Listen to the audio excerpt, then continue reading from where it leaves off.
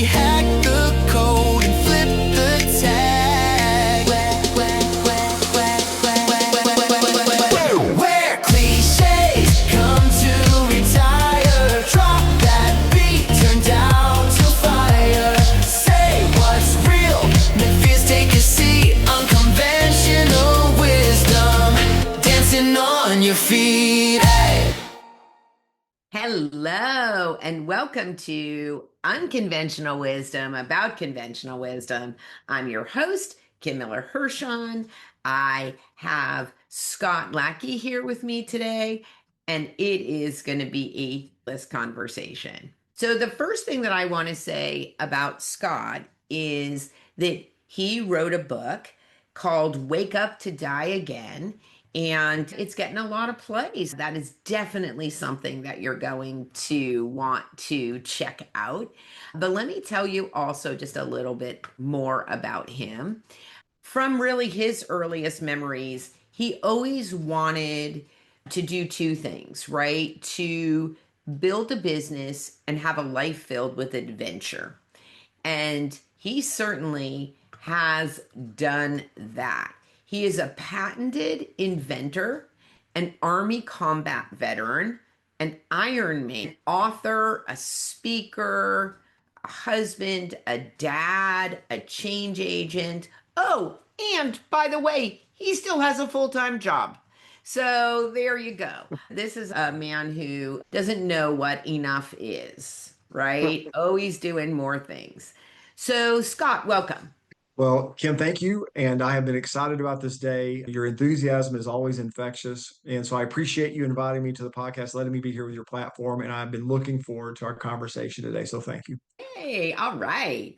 All right, Scott. So, all right, you set this one up. You said a life of adventure. So we got to know what adventures, like what's a great adventure that you have been on? I will say this, at least the first thing in context. What you read was in the beginning of my book. And little did I know that the things that I sought out to do, what I thought they were going to be, turned out completely to be different. Wow, isn't life like that for all of us? Right? 100%. Yep. 100%. And so for me, when I think about adventure these days, it's not having an adventure in the backyard around the pool, drinking beer and having fun with friends. That's not what I'm talking about. When I talk about an adventure, I'm talking about something that makes me come alive as a human being. For example, in 2028, I have a plan. It's called a race, but it's really not a race. But it is a cross-country race, and you start with your foot in the Pacific Ocean, and you cross over the Nicaraguan terrain over to the Gulf of Mexico, finishing in a raft down a river that dumps out into the Gulf of Mexico, and it's over 12 days. Wow. That's an adventure. Yeah. Right? You know And what's it's in oh, go ahead. Sorry, Scott. No, Yeah, I'm just go saying ahead. that's in 2028. But when I think of adventure, that's one adventure. But I just want to put into context that you don't have to go do that. I don't want everybody to think, oh my God, Scott's saying I've got to go hike the Himalayan mountains to have a life of adventure. No, that's not true. I'm just saying those are things that I do. I look for those events, but I would say that I have turned my life into an adventure, right? If I never got to do that, what I do day to day, all those things that you read off, there's some that you didn't read off because you don't know about them, where I make life an adventure, an experience. So it's both of those things. There you go. Okay. So I got two things to say about that. One, my life is adventure too. I went on Exactly. the Martini Trail there's the Yep. Himalayan Trail and then there's the Martini Trail. Martini. Okay. Shaken but not stirred. And I'm committed. Let me just say that. Okay. So that's number one. Number two is, it's really interesting. And it feels like it's funny. My son and I were talking about this because it feels like he did this so long ago. But Yeah. in 2019, my Yep. set off. So we live here in the San Francisco Bay Area. So he Yep. set off in San Francisco proper on his bike. And he rode his bike solo across the United States. That's what I'm talking about. Yeah. If you're inspired to do that, go have an adventure. It will change you. There you go. Honestly, it changes who you are as a human being. Yeah. Yeah. And when I think there's nothing that he can't do, Yeah. right? Yeah. You do Ironmans. There's Yeah. nothing that you can't do if you've done that. I want to share this with you. My mom said something when I was really young. I never forgot this. I put this in my book as well. But I don't even remember what I was upset about, but I was upset about something. And she said, "Do you know why your mom's been so successful?" And I named all these things. She said, "No, none of those things." She said, "The reason your mom's been so successful is because I never knew that I couldn't do something." Okay. What a beautiful piece of advice. There we I go. never knew that I couldn't do something. There you So go. she didn't become her own barrier to a life of adventure or a life of success. So you reminded me of that. Tell me about your son riding across the country. It reminded me. He didn't know he couldn't do it. Yeah, it was really amazing. And What's it was, his next big adventure? you know what? He just became a pilot. Oh, my son's in flight school right now. Okay. Oh, Yep. see, that's something. All right. That's something for us to talk about. Yeah, he just Yep. finished a month ago. Okay. So, yeah, Yep. fun. All My right. son's in the early stages. So yeah. Cool. All right. Let's get into, I think, some of the content, right? So, what is a piece of conventional business wisdom, right? I think we all grow up and we have an idea of what Yes. success is going to look like, what our lives are going to look like. You had a very early notion of wanting Yep. to grow a business. What's something that you did early on that later on you were like, yeah, no, that doesn't fit me? Yeah. This something that's been on my mind. I'm also a weekly columnist in a newspaper, and I'm actually writing a story to be published in a newspaper. So I'm going to give you a teaser on that because this has really been on my mind a lot, which is, and this applies to business as much as it does in personal life, which is the idea that we're all taught, whether it's indirectly or directly, is that everything that we want to do that will deem us a success is the act of addition of something. I need this skill. I need this truck, this car, this house, this job, this extra training, these shoes, whatever it is, it's about addition. I'm not knocking shoes or suits, or I'm not just saying that we believe it is always about addition. And I grew up that way and I practiced that. And I got excellent at living a life of addition. But what happened though for me is I would repeatedly show up after the additions, plural, and it was only me there. Okay. And it was an empty space, believe it or not, is that the things that I was acquiring, whether it was wealth or it was a thing or whatever it was, a trip, whatever adventure it was, when I got to the end of it, I was like, this is not what I thought. So where I'm going with that is that what's counterintuitive in alignment with your show is that what I've learned and I've been practicing for the last 15 years and where I've gotten the greatest satisfaction out of my life is through subtraction. The opposite is not addition, it's through subtraction. I'm not saying that adding things to your life is bad. I'm not saying that at all. That's a natural part of life is that you're going to add things to your life. The subtraction I'm talking about are the things that we're not supposed to carry forward anymore, whether it's in business or in our personal life. There are many things in our lives, especially the listeners right now, they are carrying that weight forward, whatever that is. And if they can work on subtracting that from their life, it opens up space for you to actually acquire new things. That's where addition comes back in. Acquire new things, skills, life experiences, so that you can be who you're really supposed to be. So it's so counterintuitive, but practicing subtraction is a very healthy style of living. That's something that I think is counterintuitive. Yeah, there you go. And all I'm doing is saying, hey, Scott, you want to come over to my house and start subtracting a bunch of like stuff? Like, you know what's very funny? And I don't know if anybody, listener, if you have this experience too, I really do subscribe to that. And in fact, was just literally talking to a friend about this. She and her husband are looking to retire early. Okay. And she's having that subtracting Yeah. conversation. And Yeah. it's not a what do we take out of our lives because we don't want to work anymore? It's more how do we actually get rid of like the stuff? When it's mental stuff It and is. like It's actual both. It's stuff. physical and mental. I'm right there with you. Here is the thing though. Here's the thing. Very important. I like things to be gone. I do not like the process of doing it, right? Yep. Oh, 100%. So, I'm married to one of those. oh, there you go. Yeah, my husband is married to one too.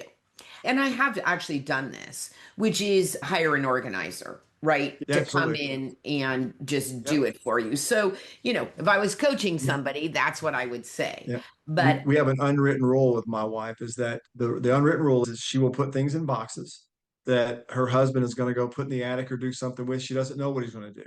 And I take care of it from there. there you go. Yeah. Yeah. But when we do talk, though, about things that don't serve us, Yeah. I think there is a bigger image here, which is think about all the beliefs that you hold on to that no Mhm. longer serve you.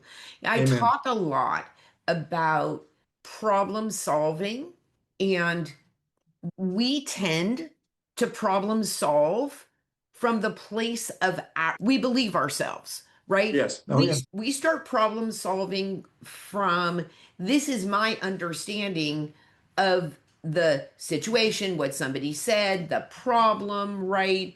And then we solve from there. And I think this idea of subtracting can also be used to challenge your own story, Yes. right? To challenge where you start problem solving from, right? Yes. One of the biggest challenges of having absolute belief that you're right is there's no more room for anybody else at that point in time. There you go. Amen to that.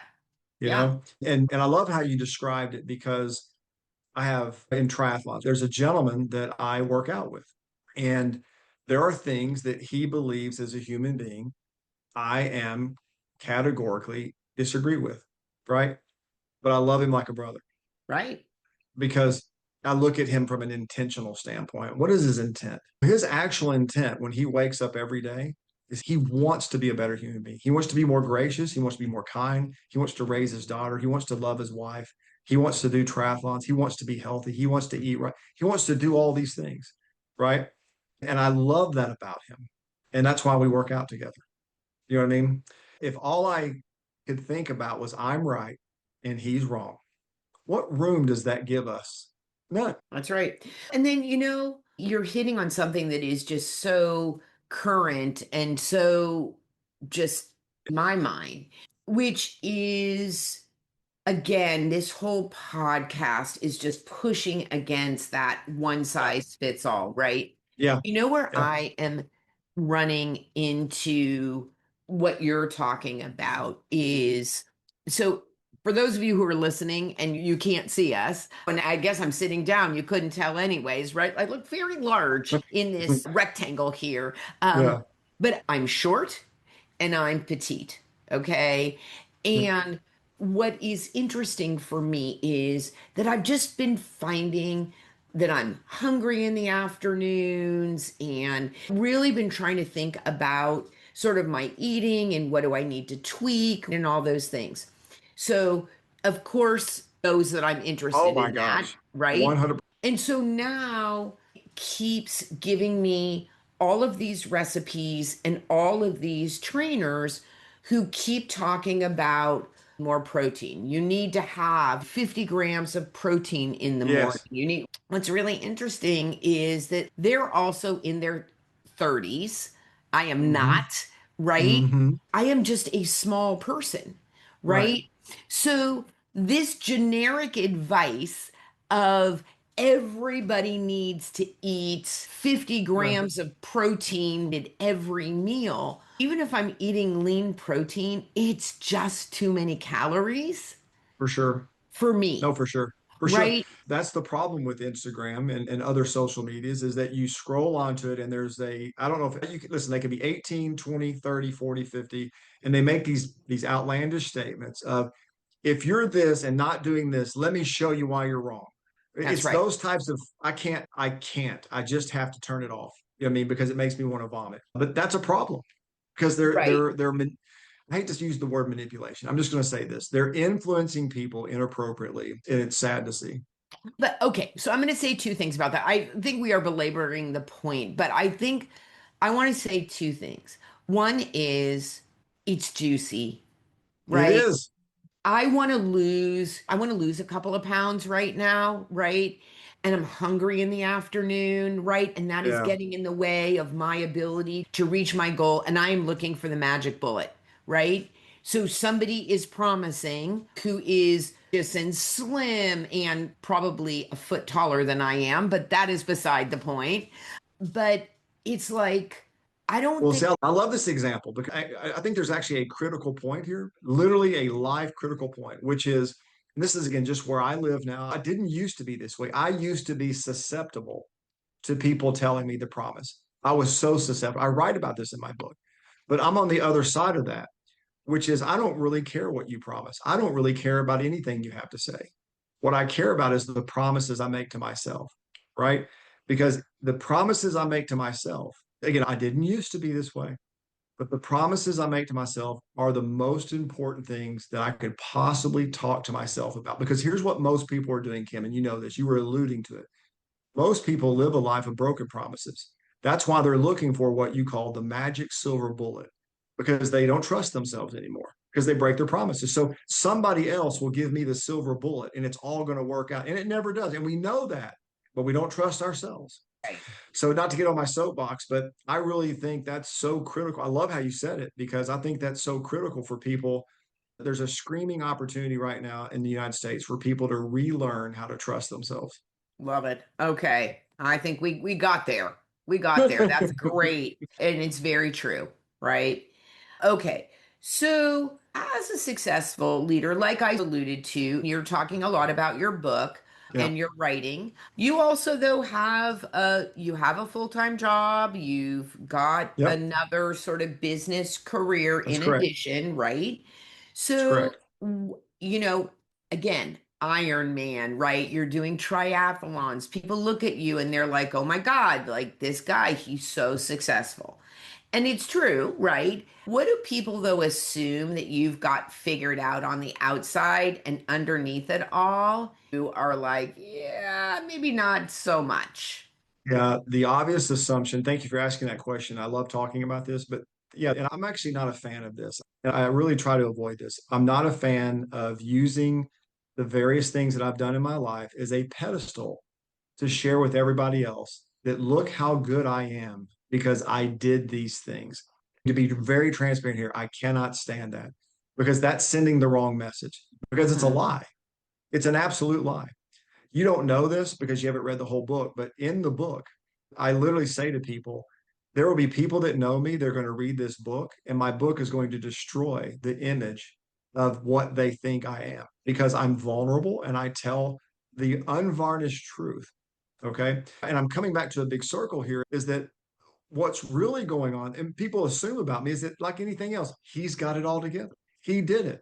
He checked this box. He checked that box. Oh my God, I want to check all those boxes, right? If I can be an example for you that yes, those boxes can be checked, that's okay. That's healthy.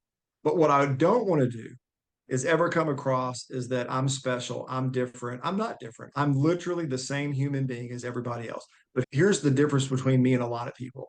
I made a decision that I was going to do something. I made a promise to myself and I refused to break that promise. That's how I finished an Ironman, right? Yes, I did the training, but the parental teaching decision to myself is I'm going to do the workouts, I'm going to get a coach, I'm going to do all of these things, right?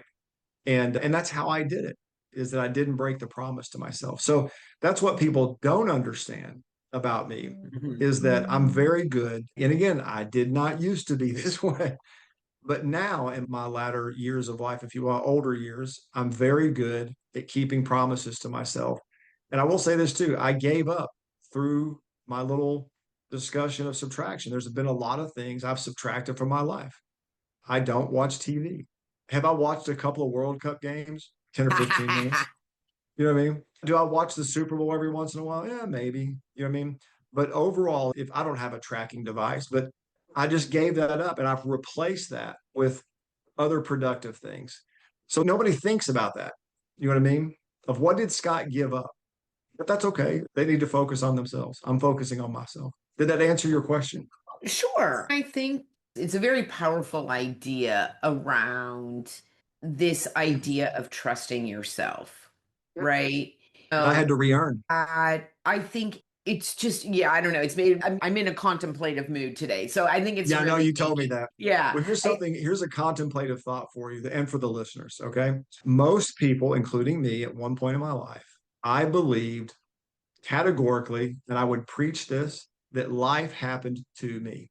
Most people walk around and they Yeah. tell you about how life happens to them, right? And in my own way, what I found out is no, that's a lie. I believed a lie. It's a lie. And what I learned is that life doesn't happen to you. Life just asks you questions. Okay. Events, moments, they ask you questions. And so the actual transformation is life did not transform me.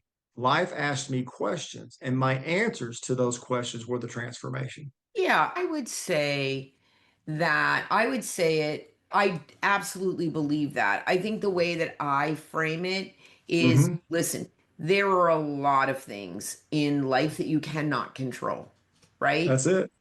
I think, though, the only power that you have is how you experience it, how you tell the story of what happened, right? There's a very different mentality of being a victim of your circumstance and being a Yeah, survivor of your yeah, circumstance. yeah. You just nailed it. I'm not the first person to ever say this. Exactly what you said has been said by yourself and others. Another thing that people say is, Scott or world, it's never about what happens to you, it's how you respond. I'm just saying it differently in my way, my Scott language. There you go. Yeah, Absolutely. And I think that it's a very consistent message, right? It's trust yourself. But I think here is the key: you can't get there without contemplative time. You can't absolutely. get there if you're not asking yourself the questions to begin with, right? One, What's funny, I just wrote about this, is that there's one thing of society telling you that you should believe a certain thing, or your family of origin, you should believe a certain thing, or look at things in a certain way.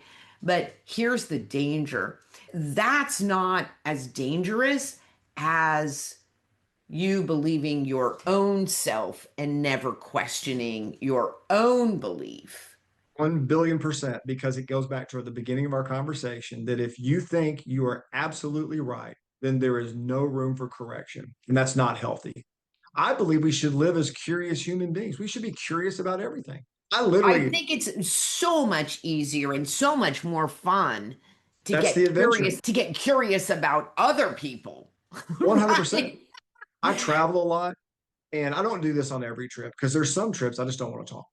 But I travel a lot. But I have some of the most wonderful conversations with human beings when I travel.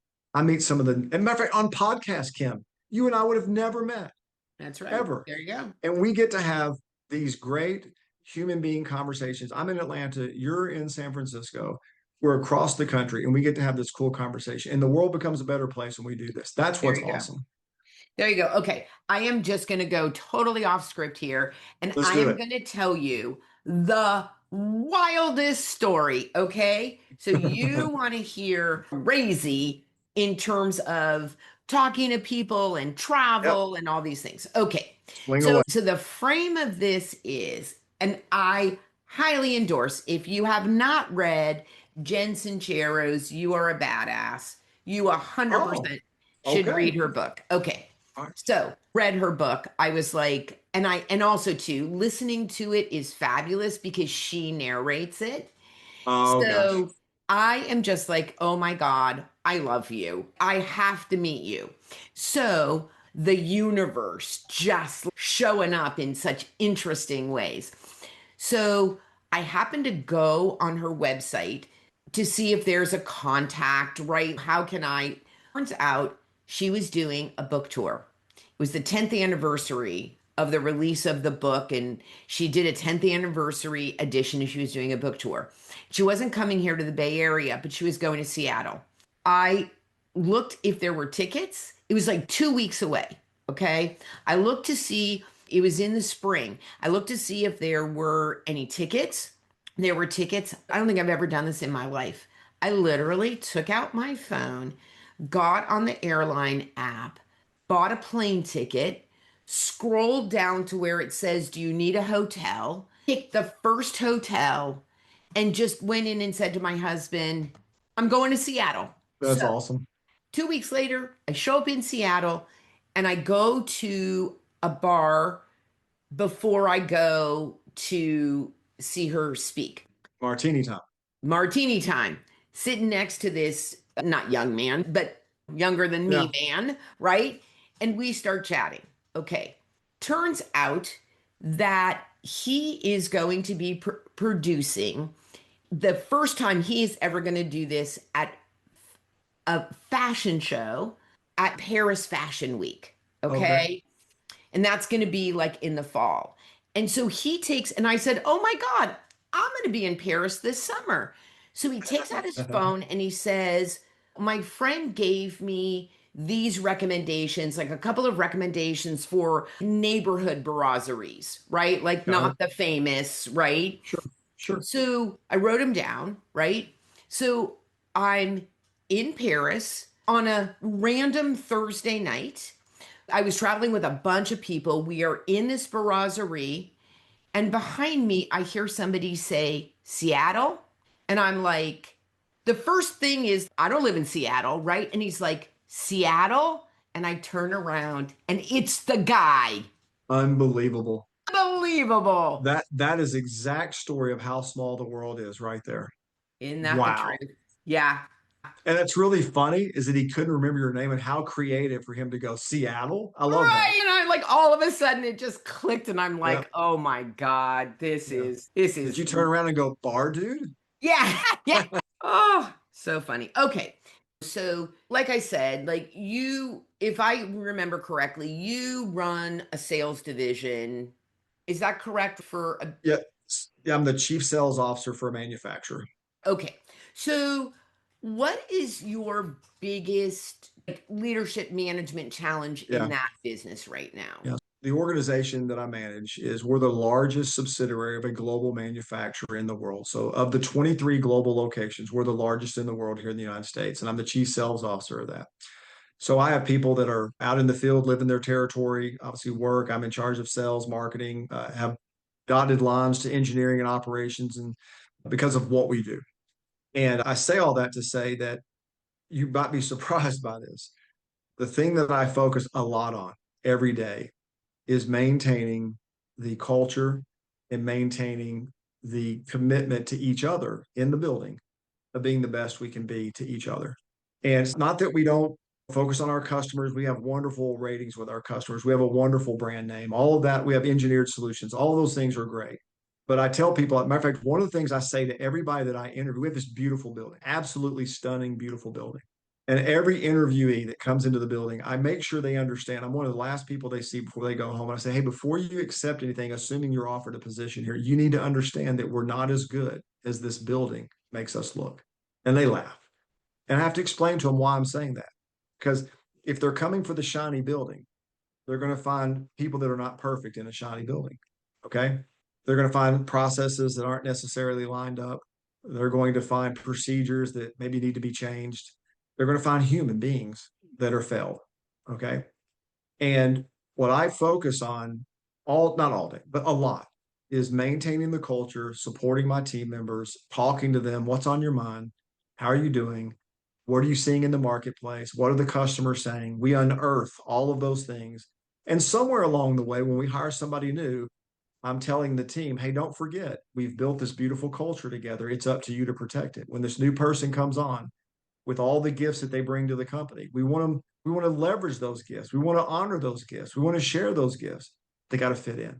You know what I mean? And that's counterintuitive to I think a lot of companies that I see today that they don't spend any time or very little time protecting that. And I'm going to end by saying the reason I'm so conscious of it and protective of it is because the reason we have a great brand, the reason why our customers love us is because the people are happy when they come to work.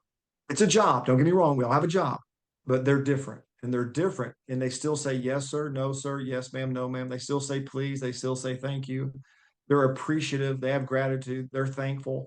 So I really spend a lot of time focusing on those things and talking about those things. And it has paid enormous dividends over the last 11 years. Okay. So, what's one unconventional habit or mindset shift that's helped you grow? Unconventional, you said mindset. Yeah, And or me or at the office. I would say at the office. Okay. So I'm going to nail this one down. The unconventional mindset for me I'm going to not give you the answer I just gave, I'm going to give you a new answer. Okay. Is the time that I spend with employees asking them, what do they want to do with their career? It is a regular discussion more than once a month. Okay. I'll take them out to lunch. I'll take employees on business trips with me to go see customers. We'll have windshield time together, right? Customer service reps will go on trips. Marketing team will go on trips. They have no honest to God business being there. But I tell them all the time, the reason you're on this trip is because the customers will teach you what you need to know to be great at your job. And that is unconventional wisdom because most companies will say, we're not spending that money. You're not going anywhere. And I spend a lot of money letting the employees travel to see customers. And you know what? Then the customer no longer talks to them like they're a black phone box on a desk. They talk to them like a human being. There's a relationship there because they came and visited, Yeah. right?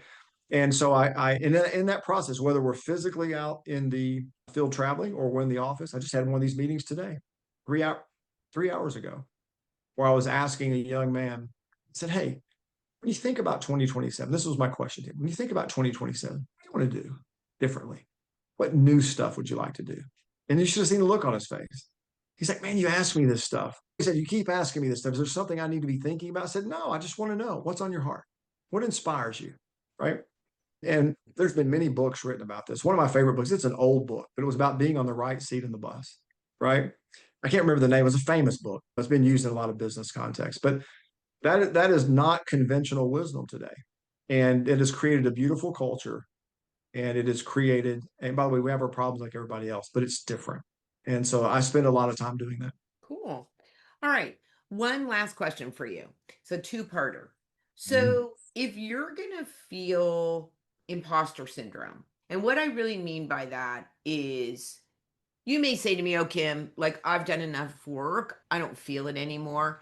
I think what I want you to hone in on, it's like you may have done the work, but the neural pathways and the like that just momentary like hiccup or trigger that's like, ooh, that kind of hits, and then you like right the ship.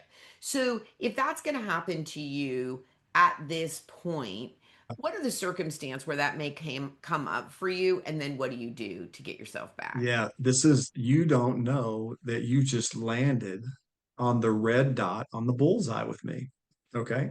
Growing up is a part of my DNA, believed that possessions were the measure of who I was. Boats, things, shiny Mhm. things. Okay. And it's hard to purge that out of your system. Okay. And again, I'm not just saying this. I write about this actually. I write about this topic deeply in my book of what actions I took to rid this part of me that I dislike so much. Mm. Let's talk about what that part is. You said you're in San Francisco. So let's go to San Francisco together. Okay. It's a lot of wealth in San Francisco. There Okay. is. There is a lot of beautiful things in San Francisco. And I like boats. And there's a Okay. lot of beautiful boats in San Francisco. There are. And many years ago, matter of fact, I tell people one of the coldest places in America I've ever been is on a tour boat in the Bay of San Francisco going to Alcatraz, freezing my butt off. It was unbelievably cold out there. But I'll never forget that I was talking to people and they were talking about their boats. And they were in this marina and they were pointing and telling me all, and I know a lot about boats. And anyway, they were telling me this. And I found myself lying to them because I wanted to feel like they did. Right. Again, it's not the first time in my life I'd done it, but that's how it would show up. Now it doesn't today, but that's how it showed up in my past. Right. Is I wanted to fit in. So let's just go down that path of little white lies here and there so I can fit in.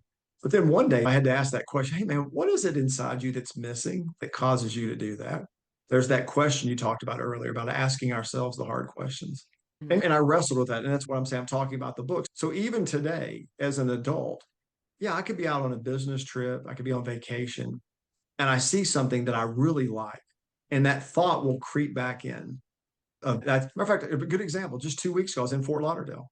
And the hotel that I was staying on is the exact hotel where the Fort Lauderdale International Boat Show is based. Okay. By beautiful yachts, some that are big enough to hold helicopters. I have no interest in that, but I love boats. Since we're on this topic, I'll use that as an example. And I'm walking around there. And sometimes you look at this stuff and you go, man, what did I do wrong to not have that boat? And then you just snap and go, what? where did that thought come from? It just comes out of nowhere. And of course, I don't feel that way. But that's an honest answer of things that I wrestled with back in the past where things were, in a long time ago, things were really important to me. But I just don't feel that way now. But yes, the thought does creep in every once in a while, but I don't feel Right. that way anymore. Yeah. Oh, I guess I hear you. And I think when I think about that, here's what I think, and you can Sure. say kind of your own opinion. But I think that kind of wanting nice things because it's fun or because I don't know why you want it, but whatever. I think you can, as long as you can afford it and pay for it and all that, I don't know, have whatever you want.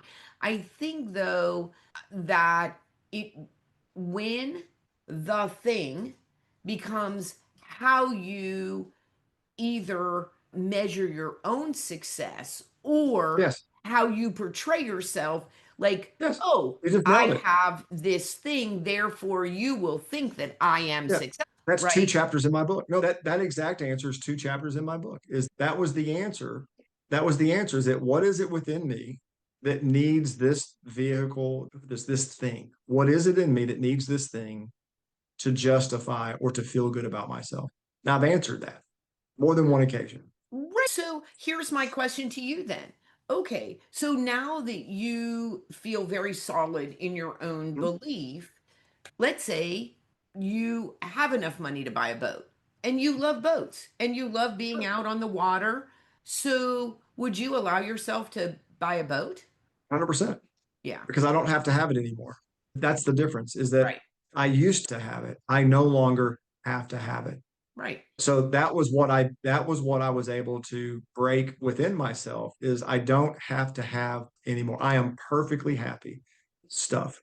I think the reason why I wanted to clarify, I think it's really important that the listeners understand that there's a difference between judging yourself and having other people judge you for what you have or you don't have, Big um, difference. and playing that sort of external game of Yeah. validation of, and actually it's funny, for the most part I'm not a huge fan of this saying, but I think it's so appropriate right here, which is you are enough, right? Yes.